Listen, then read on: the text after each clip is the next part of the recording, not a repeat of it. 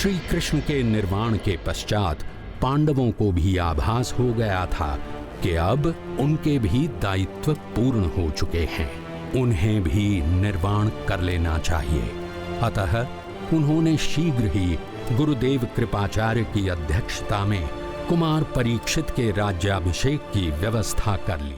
श्री राम भक्त प्रभु हनुमान जी, राज्य अभिषेक के शुभ बेला पर आपने मुझे दर्शन दिए। मैं धन्य हो गया हूँ प्रभु, और अब मुझे विश्वास हो गया है कि हम पांडवों पर आपका आशीर्वाद बना हुआ है, और इसी विश्वास से मुझे मेरे दायित्वों को निभाने में संबल प्रदान होगा। महाराज परीक्षित, आप स्वयं सक्षम हैं, विष्णु रथ हैं आप, अर्थात स्वयं श्री विष्णु देव से रक्षित हैं, जिनके बल पर आपको धर्म राज्य की स्थापना करनी है। मेरा आशीर्वाद है आपको। जब तक आप पूर्ण धर्म निष्ठा के साथ राज नहीं करेंगे, तब तक कलयुग अपना प्रभाव पूर्णतया नहीं फैला सकेगा। आप धन्य हैं प्रभु, आप धन्य हैं। हनुमान के आशीर्वाद से राजा परीक्षित को अपनी शक्तियों एवं ज्ञान विज्ञान का बोध हुआ और उन्होंने पूर्ण निष्ठा के साथ राजपाट संभाल लिया। तब निश्चिंत होकर पांचों पांडव बंधुओं ने द्रौपदी के साथ स्वर्ग की ओर प्रयाण किया। द्रौपदी पांडव श्वान व भाई, ऊंचे पर्वत चढ़ते जाए, किंतु छोड़ के श्वान युधिष्ठिर, सबहु मूर्छा पाए गए गिर।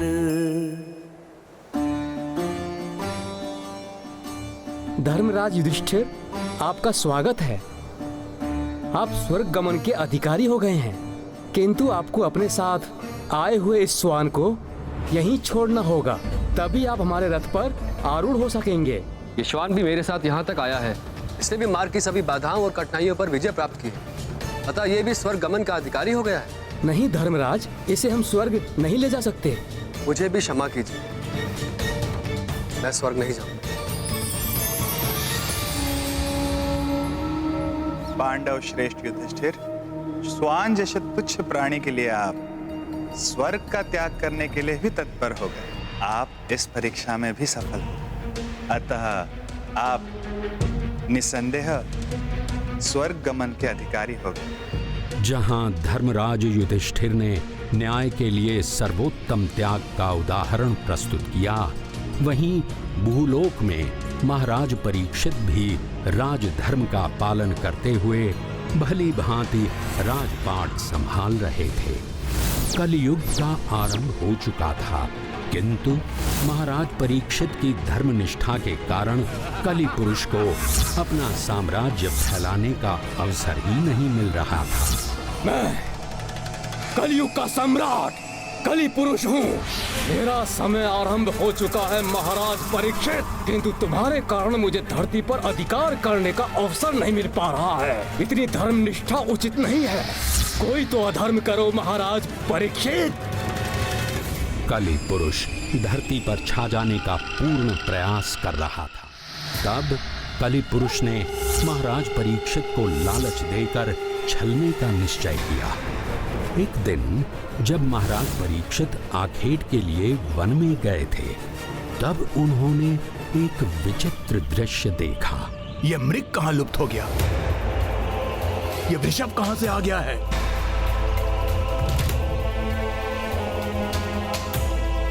ये विलाप क्यों कर रही है गाय?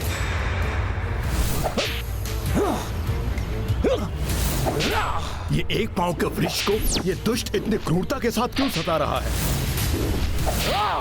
ये कैसा दृश्य दिखाई दे रहा है मुझे? बंद करो इसे सताना। अधर्म कर रहे हो तुम मेरे राज्य में। कितनी दुर्बल गाय है ये, वृक्ष भी एक पैर का है। क्यों सता रहे हो इन निरीह प्राणी को? कौन हो तुम इन्हें दुख देने वाले? राजन, शास्त्रों में निहित वचनों से मोहित होने के कारण हम उस पुरुष को नहीं जान पाते जो समस्त क्लेश का मूल है। सभी दुख जिसके कारण उत्पन्न होते हैं। कोई दुख का कारण प्रारब्ध को मानता है तो कोई कर को, कोई स्वयं को तो कोई ईश्वर को। जबकि दुख के कारण को ना तो तर्क वितर्क से जाना जा सकता है, ना ही वाणी से व्यक्त किया जा सकता है। मैं पहचान गया हूं आपको। आप धर्म पुरुष हैं। आप स्वयं को दुख देने वाले के बारे में इसलिए नहीं बता रहे हैं क्योंकि ऐसा करना भी चुगली है, अधर्म है। चुगली करने वाला भी नरक को भोगता है। यही नहीं, आपके इन वचनों का गूढ़ अर्थ यह है कि सुख हो या दुख, सबका कर्ता ईश्वर है। आप तो वेदज्ञ हैं राजन, इसलिए आप ये भी जानते हैं कि ईश्वर को वाणी से व्यक्त नहीं किया जा सकता। श्रद्धा एवं भक्ति से ही ईश्वर का आभास किया जा सकता है। आपके इस एक पांव का संकेत ये है धर्म पुरुष कि सतयुग में धर्म के चारों चरण थे। तब पवित्रता, सत्य एवं दया, तत्पश्चात त्रेता एवं द्वापर के समाप्त होते होते अधर्म के अंश अहंकार, अशक्ति एवं मद के कारण धर्म के 3 चरण नष्ट हो गए। अब मात्र सत्य रूपी एक ही पांव बचा है जिसके बल पर आज धर्म टिका हुआ है, जिसे कलयुग अपने क्रूर प्रहारों से गिराने का प्रयास कर रहा है। धर्म के मात्र एक पांव सत्य को भी नष्ट कर देना चाहता है कलयुग, और कलयुग के अत्याचारों से पीड़ित यह गाय के रूप में दुख में विलाप करती हुई माता पृथ्वी है। आप दोनों को इस प्रकार प्रताड़ित होते हुए और नहीं देख सकता मैं। कली पुरुष! रुक जाइए महाराज, रुक जाइए। मैं आपकी शरण में हूं और शरण गहे को हानि पहुंचाना अधर्म है। आपने सत्य पहचाना। मैं एक काल पुरुष हूं, ये मेरा युग है। मैं मात्र अपना धर्म निभा रहा हूं और आप भी मुझे ऐसा करने से नहीं रोक सकते। नहीं कली पुरुष, मेरे राज्य में धर्म को कोई हानि नहीं पहुंचा सकता। मैं चेतावनी देता हूं तुम्हें। तुम्हारी भलाई इसी में है कि मेरा राज्य त्याग करके चले जाओ यहाँ से। आप धर्म पथ के अनुयायी होकर भी काल धर्म का विरोध कर रहे हैं। महान पांडवों के वंशज हैं आप। काल चक्र के अनुसार मेरे काल अर्थात कलयुग का आरंभ हो चुका है, और यदि आप मुझे अपने राज्य में प्रवेश करने से रोकेंगे तो मैं कहाँ जाऊंगा? संपूर्ण पृथ्वी पर तो आपका ही राज है। 3 अश्वमेध यज्ञ करने के पश्चात आपने संपूर्ण पृथ्वी को विजित कर लिया है। किंतु तुम अन्याय और अत्याचार का विस्तार करते हो, पाप कर्म के लिए मनुष्य को उकसाते हो, और ये हम अपने राज्य में होने नहीं देंगे। किंतु ईश्वर के बनाए हुए विधान के विरुद्ध कैसे जा सकते हैं आप? भले ही आप मुझे कोई सीमित स्थान प्रदान करें, किंतु आप मुझे अपने राज्य में रहने से वंचित नहीं कर सकते, अन्यथा आप काल धर्म का पालन ना करने के दोषी होंगे। उचित है, तो मैं तुम्हें 4 ऐसे स्थान प्रदान करता हूं जहां तुम अपना प्रभाव फैला सकते हो, जहां द्यूत क्रीड़ा होती हो, जहां मद्यपान किया जाता हो, जहां वेश्यावृत्ति होती हो एवं जहां हिंसा की जाती हो। इन 4 कारणों से 4 पाप असत्य, मद, आसक्ति एवं निर्दयता जुड़े हुए हैं। जो भी मनुष्य ये 4 प्रकार के पाप करेगा तुम उसे अपने प्रभाव में ले सकते हो। विडंबना तो यह है कि आपके राज्य में सभी धर्मात्मा हैं। 4 पाप कर्म कोई भी मनुष्य नहीं करता। फिर कैसे और कहां वास करूंगा मैं? मुझे कोई अन्य स्थान दीजिए, जैसे स्वर्ण जिसके साथ लालच का पाप जुड़ा है। स्वर्ण का लालच कभी भी समाप्त नहीं होता। दुहाई है आपको काल धर्म की, मुझे स्वर्ण में वास करने की अनुमति दे दीजिए। उचित है, मैं तुम्हें स्वर्ण का स्थान भी देता हूं। जहां स्वर्ण होगा वहां तुम वास कर सकते हो, किंतु मेरे जीवित रहते तुम अपने अत्याचार के साम्राज्य का विस्तार नहीं करोगे। मुझे स्वीकार है धर्मात्मा, मेरे लिए इतना ही पर्याप्त है।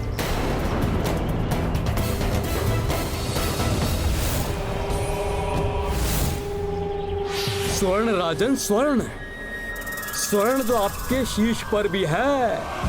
सर्वप्रथम तो आपके शीश पर स्वर्ण मुकुट पर वास करूंगा मैं, और आपके ही मस्तिष्क को अपने वश में करूंगा मैं।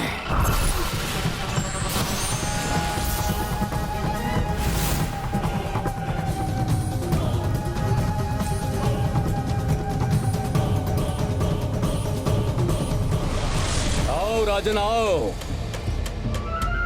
स्वर्ण में मुझे स्थान देकर बड़ी भूल कर दी तुमने। अब केवल तुम ही नहीं, ये समस्त संसार मुझ कली के वश में होगा, क्योंकि स्वर्ण सबको प्यारा है, तुम्हें भी।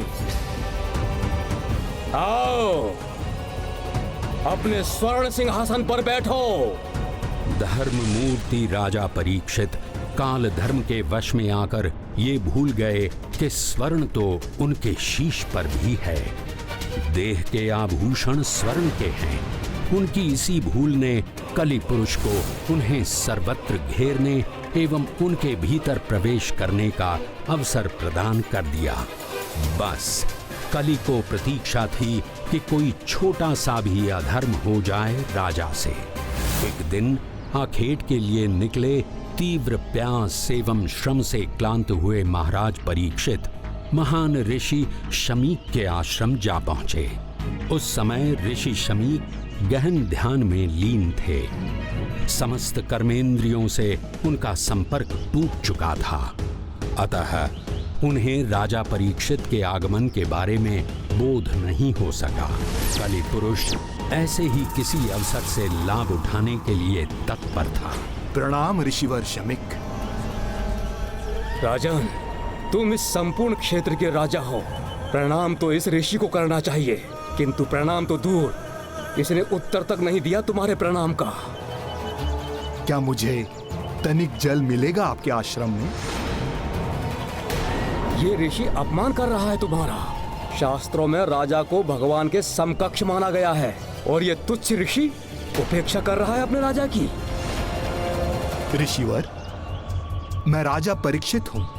मैं वन से भटकता हुआ क्लांत और क्षुधित आपके आश्रम में आया हूँ। क्या मुझे तनिक जल और विश्राम मिलेगा? धृष्टता कर रहा है ये ऋषि। दंड मिलना चाहिए ऐसे ऋषि को तो। अपने ध्यान में इतना लीन है ये ऋषि कि अतिथि धर्म को भुला बैठा है। हाँ, ये अपने राजा, अपने भगवान का अपमान कर रहा है। दंड का अधिकारी है ये। हाँ, मैं दंड दूंगा इस ऋषिवर को। अपमान किया है इसने अपने राजा का। अतिथि धर्म भुलाने वाले ये ऋषि शमीक पुष्पमाला नहीं, मृत सर्प माला पहनने योग्य है। मृत सर्प माला। कलयुग ने अपनी प्रथम चाल चल दी, जिसके वश में आकर राजा परीक्षित अपने जीवन की प्रथम एवं अंतिम भूल कर बैठे। और भूल भले ही किसी के प्रभाव में की गई हो, भूल को दंडित किया ही जाता है। जैसे ही ऋषि शमीक का पुत्र श्रृंगी वहां पहुंचा, ऋषिवर की ग्रीवा में मृत सर्प देखकर वो कुपित हो उठा।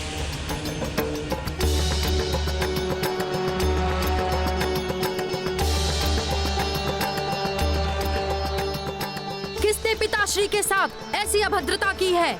मैं महर्षि शमीक का पुत्र श्रृंगी अपने तपोबल से श्राप देता हूँ। जिसने भी पिताश्री के साथ ऐसी अभद्रता की है, आज से 7 दिवस के भीतर उसकी मृत्यु हो जाएगी। पिताश्री के ग्रीवा में सर्प डालने वाले दुष्ट नागों का राजा तक्षक स्वयं तुझे डसेगा। सफल रही मेरी चाल। 7 दिवस, अभी से केवल 7 दिवस, फिर कली दिखाएगा अपना वास्तविक प्रभाव। क्या हुआ पुत्र श्रृंगी? बहुत कुपित दिखाई दे रहे हो।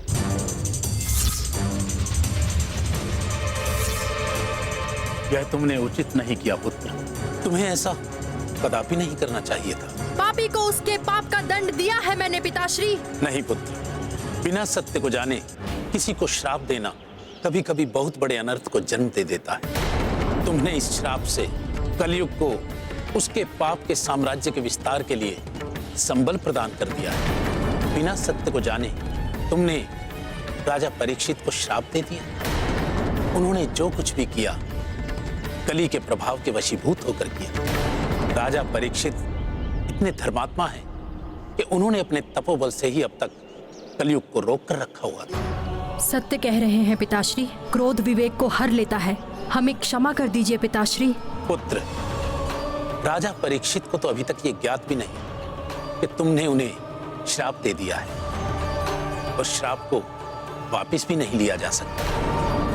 किंतु तुम्हारे लिए उचित होगा कि तुम स्वयं जाकर उन्हें इन सब से अवगत कराओ।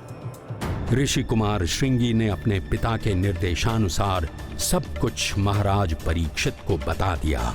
सत्य को जानकर महाराज परीक्षित गहन पश्चाताप के सागर में डूब गए। इतना बड़ा पाप कार्य कैसे हो गया मुझसे? ऋषि तो सदैव सम्मान के अधिकारी होते हैं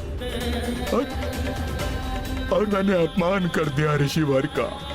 कर्म फल तो भोगना ही होता है। पाप हुआ है मुझसे। अब दंड भी मुझे ही भोगना होगा। मुझे घृणा हो रही है अपने आप पर। घृणा हो रही है मुझे अपने आप पर। नारायण नारायण नारायण नारायण। देवर्षि नारद, देखिए ना कैसा पाप कर्म हो गया है मुझसे। अब इसका प्रायश्चित करूं तो कैसे करूं? अब आप ही बताइए देवर्षि नारद। हर पाप कर्म का कोई ना कोई प्रायश्चित तो होता है महाराज परीक्षित। आप ऋषिवर शुकदेव की शरण में जाइए। शुकदेव ऋषि महर्षि वेद व्यास जी के पुत्र? हाँ महाराज, उनकी सहायता से आपके पाप का प्रायश्चित हो सकता है। वो किसी भी स्थान पर अधिक समय तक नहीं टिकते। वो इन दिनों आपके नगर की सीमा के निकट से ही निकल रहे हैं। अतः आप उनके पास जाकर उन्हें श्रीमद् भगवत कथा सुनाने का आग्रह कीजिए। उसी से आप कली के प्रभाव से मुक्त होकर मोक्ष को प्राप्त होंगे। आपका कल्याण होवत। महाराज परीक्षित नग्न पांव ही महर्षि शुकदेव को ढूंढने निकल पड़े। अंततः वे महर्षि शुकदेव तक पहुंच गए। उनसे श्रीमद् भागवत कथा सुनाने का आग्रह किया। ब्राह्मण भेष महाराजा परीक्षित ऋषि सुखदेव के सम्मुख उपस्थित, भागवत दीर्घ काल श्रवण की, पा गए कलयुग से तब मुक्ति।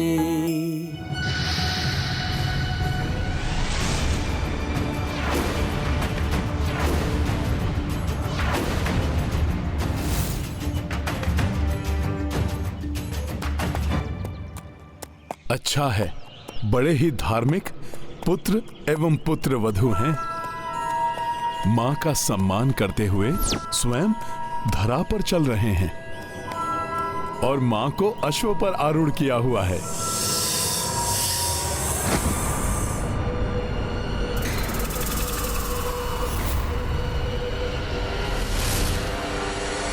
महाराज परीक्षित, तुम्हारा अंत और कलयुग का प्रारंभ।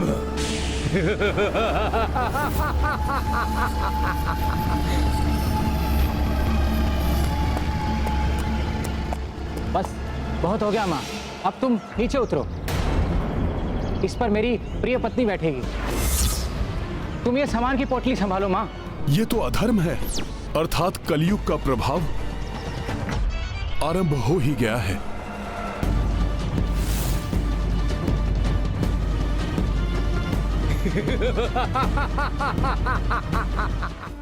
मुझे क्षमा कर दो माँ, न जाने कैसे मैं कुछ समय के लिए भ्रमित हो गया था।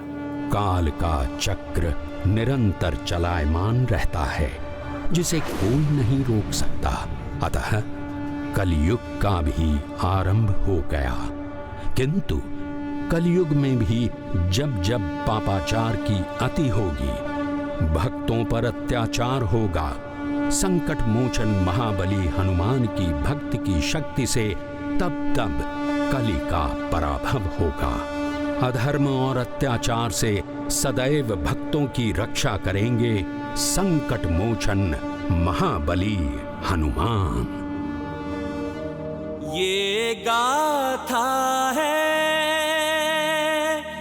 धर्म के सम्मान की, सब सुधि जन देखे लीला श्री हनुमान की।